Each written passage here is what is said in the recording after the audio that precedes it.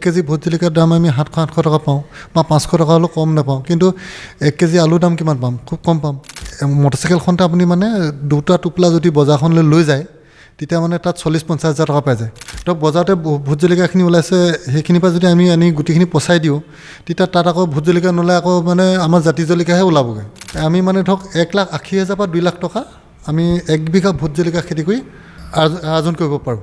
নমস্কাৰ, অংকুৰিত অসমৰ প্ৰতিগৰাকী দৰ্শকক ভোগালী বিহুৰ আন্তৰিক শুভেচ্ছা জ্ঞাপন কৰিছোঁ। আজি আমি ভোট জলকীয়া সন্দৰ্ভত কিছু কথা আলোচনা কৰিম যে ভোট জলকীয়া খেতিৰ বাবে কেনেধৰণৰ বীজ আমি বাছনি কৰিব লাগে বা কেনেধৰণৰ মাটিত ভোট জলকীয়াৰ খেতি ভাল হয় আৰু পৰিচৰ্যা কেনেদৰে কৰিব বা ভোট জলকীয়া খেতিৰ ৰোগ প্ৰতিৰোধ কেনেদৰে কৰিম, এই সকলোবোৰ কথাৰ বাবে আমি আজি আমন্ত্ৰণ কৰি আনিছোঁ প্ৰগতিশীল কৃষক দেৱজিৎ চাংমাইক। আৰু তেওঁৰ পৰা আমি সকলো কথা জানিম ভোট জলকীয়া খেতি সন্দৰ্ভত কেনেদৰে কৰে আৰু তেওঁ পলি হাউচত ভোট জলকীয়াৰ খেতি ৰোপণ কৰে, আৰু তেওঁৰ পৰা আমি বিভিন্ন ধৰণৰ খেতি সম্পৰ্কে কিছু কথা পাতিম। স্বাগতম জনাইছোঁ। নমস্কাৰ। যাম আমি যে ভোট জলকীয়া খেতি হয় বাবে কেনেধৰণৰ সঁচ আমি বাছনি কৰিব লাগে, যিহেতু খেতি এডৰা কৰাৰ পূৰ্বে আমি সঁচটো বাছি লোৱা বহুত দৰকাৰী। ভাল সঁচৰ পৰা আমি ভাল খেতি এডৰা পাবলৈ মানে সক্ষম হ'ম। ভোট জলকীয়া প্ৰথম কথা হ'ল ভোট জলকীয়া জাতটো আমি নিৰ্বাচন কৰিব লাগিব। ভোট জলকীয়া জাত আছে দুটা, এটা ৰাণী বুলি কয়, এটা ৰজা বুলি কয়। ৰাণী আৰু ৰজা দুটাই আছে। ৰাণীটো জাতটো হ'ল অলপ জলকীয়াটো অকণমান দীঘলীয়া, আৰু ৰজা জাতটো হৈছে অলপ থুপুকা, মূৰটো অকণ ডাঙৰ হয়। বিশেষকৈ ব্যৱসায় ভিত্তিত কৰিবলৈ হ'লে আমি ৰজা জাতটোৱে কৰোঁ। বিশেষকৈ মই ৰজা জাতটোৱে আৰম্ভ কৰিছোঁ, খেতি বাতি কৰি আছোঁ। আপুনি কেতিয়াৰ পৰা ভোট জলকীয়া খেতিৰ সৈতে কেতিয়াৰ পৰা জড়িত হৈ আছে? মইতো খেতিৰ সৈতে ধৰক 2013-14 বৰ্ষৰ পৰা খেতিৰ লগত জড়িত হৈ আছোঁ, আৰু বিজ্ঞানসন্মতভাৱে খেতিবিলাক কৰিবৰ কাৰণে আৰম্ভ কৰি আছিলোঁ। আৰু দেখিলোঁ যে ভোট জলকীয়া কৃষি পথাৰখনত যদি আমি নামি যাওঁ বা ভোট জলকীয়া খেতিটো কৰোঁ, আৰু দেখিলোঁ তাত আৰু মানে লাভান্বিত হ'ব পাৰোঁ। কাৰণ কেলৈ 1 কেজি ভোট জলকীয়াৰ দাম আমি 700-800 টকা পাওঁ বা 500 টকা হ'লেও কম নাপাওঁ, কিন্তু 1 কেজি আলুৰ দাম কিমান পাম? খুব কম পাম। গতিকে মানে ভোট জলকীয়াখন এনেকুৱা এখন বজাৰ, ধৰক আপুনি মটৰচাইকেলখনতে আপুনি মানে দুটা টোপোলা যদি বজাৰখনলৈ লৈ যায়, তেতিয়া মানে তাত 40-50 হাজাৰ টকা পাই যায়। কিন্তু 40-50 হাজাৰটো অন্যবিলাক শাক পাচলি যদি নিবলগীয়া হয়, আপোনাৰ এখন গাড়ী প্ৰয়োজন হৈ যাব পাৰে। গতিকে আপুনি এইটো কাৰণে কৈছোঁ, মটৰচাইকেলখনতে আপুনি দুটা টোপোলা বান্ধক, 40 বা 45 হাজাৰ টকা পাই যাব। আৰু সেইটো সদায় মানে আমি কৃষি ক্ষেত্ৰখন মছলাজাতীয় খেতিবিলাক ভোট জলকীয়াটো পৰি যায়। সেইকাৰণে আমি চিন্তা কৰিলোঁ যে ভোট জলকীয়া খেতি কৰি কেনেধৰণে লাভান্বিত হ'ব পাৰিম। তেতিয়া ঠিক তেনেদৰে ভোট জলকীয়া খেতি কৰিব আৰম্ভ কৰিলোঁ।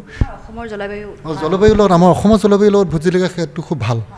মানে অসমৰ কৃষকসকলে ভোট জলকীয়া খেতি দেখিছোঁ মানে কমে ভোট জলকীয়া খেতিটো এতিয়া বাঢ়ি আহিছে, আৰু অসমৰ বিভিন্ন প্ৰান্তত ভোট জলকীয়া খেতিবিলাক কৰিবলৈ বিচাৰিছে।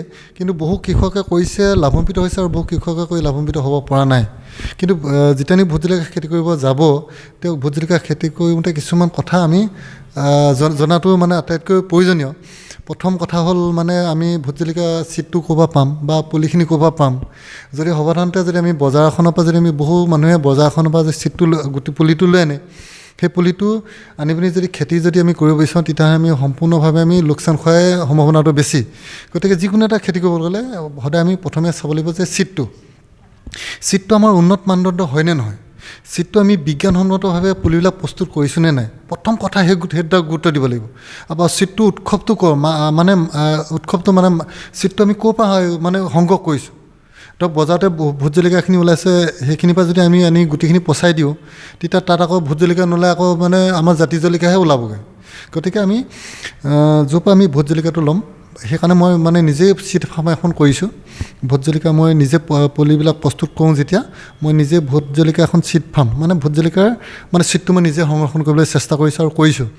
আৰু ইয়াৰ পৰা পুলিটো প্ৰস্তুত কৰিছোঁ, আৰু ভোট প্ৰস্তুত কৰি মানে ধৰক বিক্ৰী কৰিছোঁ বা কৃষকসকলক দিছোঁ, আৰু কৃষকসকলে লাভান্বিত হৈছে। এতিয়া আমি ভোট জলকীয়া খেতি কিয় কাৰণে কৰিম, বা ভোট জলকীয়া খেতি কৰি আমাৰ কৃষকসকলৰ কিমান প্ৰফিট হ'ব, এই কথাটো কৈছোঁ। ভোট জলকীয়াটো ক'লোঁ মই এটা মছলাজাতীয় খেতি। ভোট জলকীয়া মানে বহু গুণাগুণো আছে। ধৰক ভোট জলকীয়া এটা আন্তঃৰাষ্ট্ৰীয় এটা বজাৰখন এখন দখল কৰিছে। ভোট জলকীয়া এইকাৰণে মানে ভোট জলকীয়াটো খায়ো মানুহে বহুত ভাল পায়। অন্যবিলাক জলকীয়াৰ তুলনাত ভোট জলকীয়াটো মানে খাই ভাল পায়। ভোট জলকীয়া খোৱা এটা টেষ্টটো বেলেগ দেই। কিন্তু এতিয়া আমি এবিঘা আমি ধৰক যদি আমি এজোপা দুজোপা যদি ভোট জলকীয়া কৰোঁ, তেতিয়া আমি লাভান্বিত হ'ব নোৱাৰোঁ। কিন্তু যিকোনো এটা খেতি সদায় আমি ব্যৱসায়লৈ ৰূপান্তৰিত কৰিব লাগিব। যিকোনো খেতি, অকল ভোট জলকীয়া বুলিয়ে নহয়, যিকোনো এটা খেতি আমি ব্যৱসায়লৈ নিব লাগিব, তেতিয়াহে আমি কৃষি পথাৰখনত লাভান্বিত হ'ব পাৰিম। আমি এবিঘা এজন কৃষকে বেছি কৰিব নোৱাৰিলে এবিঘা যদি ভোট জলকীয়া খেতি কৰিব বিচাৰে তেওঁ হাল বোৱাৰ পৰা গুটি অনাৰ পৰা যে গোটেই খৰচ সাৰ দিয়ালৈকে তেওঁ 35,000 পৰা 38,000 টকাৰ ভিতৰত খৰচটো হ'ব মালচিং পোৱাৰ পৰা একদম হাজিৰা লগোৱালৈকে দেই তেওঁ মালচিং পেপাৰটো কি আৰু ব্যৱহাৰ কেনেদৰে কৰিব খেতিটো এইটো মানে এইটো এটা বিজ্ঞানৰ এটা প্ৰভাৱ বুলি ক'ব লাগিব আমি ধৰক মালচিংখন এখন হৈছে পলিথিন মানে এখন মাটিৰ ওপৰত দিব লাগে তাৰ এটা ছাইড হৈছে ক'লা আৰু এটা ছাইড হৈছে বগা আৰু সেইখন যদি আমি মাটিৰ ওপৰত পেলাই দিওঁ তেতিয়া তাত কি হয় মাটিটোৰ পৰা বনবিলাক নোলায় আৰু মাটিৰ অপতৃণবিলাক নোলায় আৰু মাটিত তাত সেই পলিথিনখন দি ল'লে তাত মাটিৰ পানীৰ ভাৱটো মানে সেই পলিথিনখনে ধৰি ৰাখে এনেই এক্সাম্পল আপুনি চাবচোন কেতিয়াবা যদি পলিথিন এখন যদি ক'ৰবাত পৰি থাকে তাৰ তলত দেখিব পানীটো জমা হৈ যায় আৰু সেই ঠিক তেনেধৰণে মালচিং পেপাৰ মই যিটো কথা ক'লোঁ এতিয়া সকলো কৃষকে এইটো কথা জানিছে মালচিং পেপাৰ কি সেই পেপাৰখন যদি আমি পাৰি দিওঁ তেতিয়া তাত পানী জেকটো থাকিব আৰু খুব কম জলসিঞ্চনতে মানে যিকোনো খেতি কৰিব পাৰিব অকল ভোট জলকীয়া বুলিয়ে নহয় এতিয়া আমি যিহেতু ভোট জলকীয়া কথা পাতি আছোঁ ন মালচিং পেপাৰখন যেতিয়া আমি ব্যৱহাৰ কৰিব তাত মালচিং পেপাৰখন দিয়া আগতে তেওঁ সেই গোটেই মাটিডৰাত সাৰ চাৰ দি গোটেই প্ৰস্তুত কৰি ল'ব লাগিব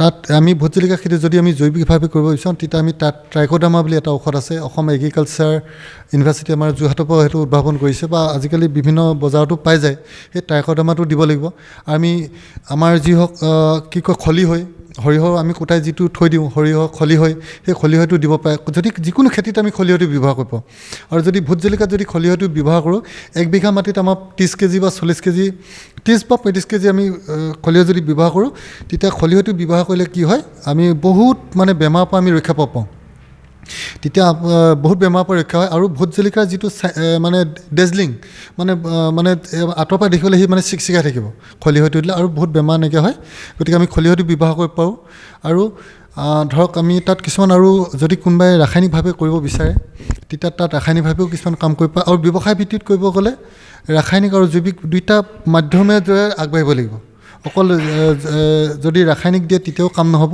অকল যদি জৈৱিক দিয়ে তেতিয়াও মানে ধৰক জৈৱিকৰ ক্ষেত্ৰত আমাৰ কৃষকসকল এতিয়াও আগবঢ়া নাই আৰু বহু কথা প্ৰশিক্ষণ লৈ জানিব লাগিব বা জৈৱিকৰ বস্তুবিলাক খুব এতিয়াও বজাৰখনত উপলব্ধ হোৱা নাই গতিকে আমি দুইটা মাধ্যমৰ জৰিয়তে ভোট জলকীয়া কৰিব লাগিব অৰ্থাৎ ৰাসায়নিক আৰু জৈৱিক দুইটা মাধ্যম জড়িত কৰি ভোট জলকীয়া খেতি কৰিব লাগিব আৰু খেতি কৰি আগবাঢ়িলে তেতিয়া আমি লাভান্বিত হ'ব পাৰিম আৰু 1 বিঘা আমি ধৰক ভোট জলকীয়া যেতিয়া আমি খেতি কৰিবলৈ যাম মই প্ৰথমে ক'লোঁ আপোনাৰ 35,000 পৰা 38,000 টকা এটা লাগিব আৰু তাত আমি পুলি কিমান ভৰাম সেই কথাটো জানিব লাগিব আৰু সেই পুলিখিনি কেতিয়া আমি ৰোপণ কৰিলে কেতিয়া আমি ধৰক হাৰ্ভেষ্টিং কৰিব পাৰিম এই কথাটো জানিব লাগিব ভোট জলকীয়া ৰোৱা উত্তম সময় হৈছে অক্টোবৰ নৱেম্বৰ এইখিনি টাইমত যেতিয়া ৰোৱা হয় পুলিটো তেতিয়া এই অক্টোবৰ নৱেম্বৰত আমি পুলিটো যেতিয়া ৰুলোঁ ডিচেম্বৰ জানুৱাৰী ফেব্ৰুৱাৰীলৈকে পুলিটো ইমান ডাঙৰ নহ'ব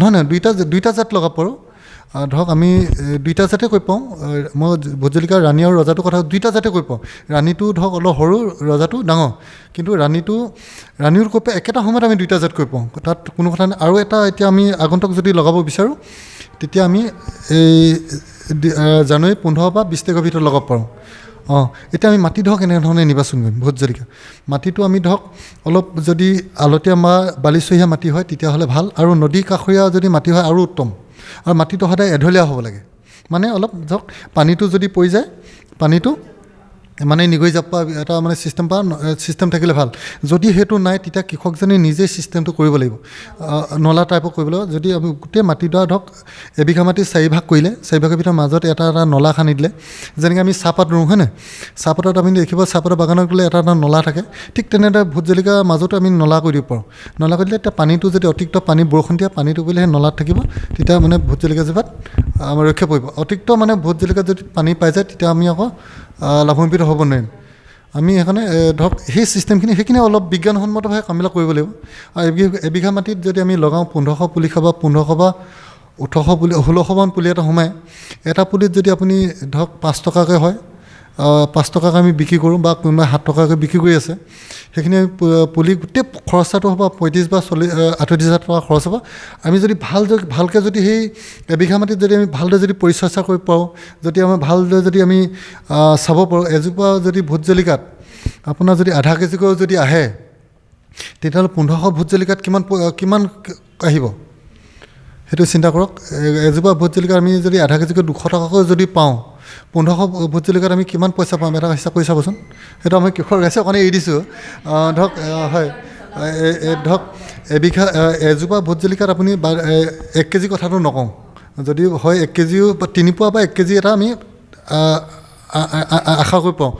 আমি 1 কেজিও বাদ দিছোঁ, আধা কেজিকৈ যদি আহে, আধা কেজি যদি 200 টকা পাওঁ, তেতিয়া 1500 জোপাত কিমান আহিব সেইটো হিচাপ কৰিব।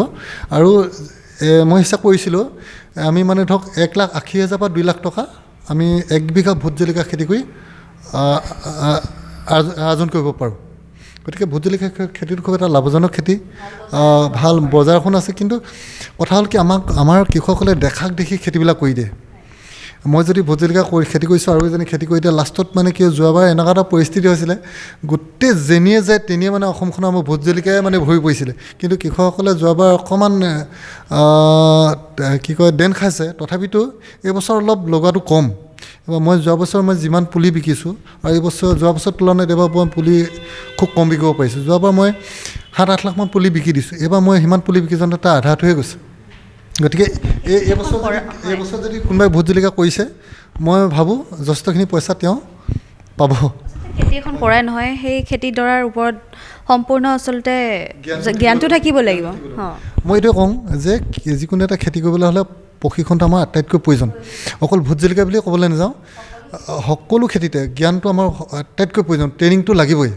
আৰু খেতিটো কৰিবলৈ গ'লে প্ৰথম কথা আমাৰ কৈছোঁ যে চিটটোৰ ওপৰত একদম এটা ভাল কোৱালিটিৰ চিটৰ ওপৰত প্ৰত্যেকজন কৃষকে গুৰুত্ব দিব লাগিব।